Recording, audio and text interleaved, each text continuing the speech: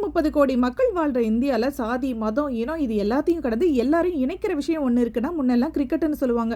இப்போ என்னவோ எனக்கு தெரிஞ்சு அது பிரியாணி தான். பிரியாணியை கண்டுபிடிச்சது நீ நானுன்னு இந்தியா ஆப்கானிஸ்தான் பாகிஸ்தான் எல்லாருக்கும் இடையில ஒரு சர்ச்சை ஓடிட்டு இருக்கு. அது என்னன்னு தெரியாது. ஆனால் அந்த பிரியாணிக்கு சைட் டிஷ்ஷாக ரைத்தா வை, தால்சா வை, சிக்கன் 65 செய், சிக்கன் கிரேவி வைன்னு சொன்னாங்க பாருங்க.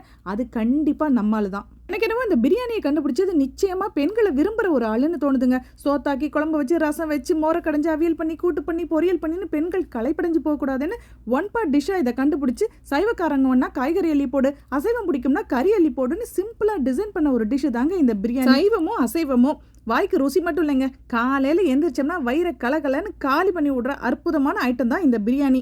எங்கள் வீட்டில் இப்படி தான்ப்பா, ஆனால் ஒன்றா ஈஸியாக டப்புன்னு பிரியாணி செஞ்சிருவேன் அப்படிங்கிறவங்க வந்து ஒரு கமெண்ட்டை போடுங்க. இந்த வீடியோ உங்களுக்கு பிடிச்சிருந்தா லைக் பண்ணுங்கள், ஷேர் பண்ணுங்கள், சப்ஸ்கிரைப் பண்ணுங்கள். உங்களுடைய பொன்னான நேரத்துக்கு நன்றி.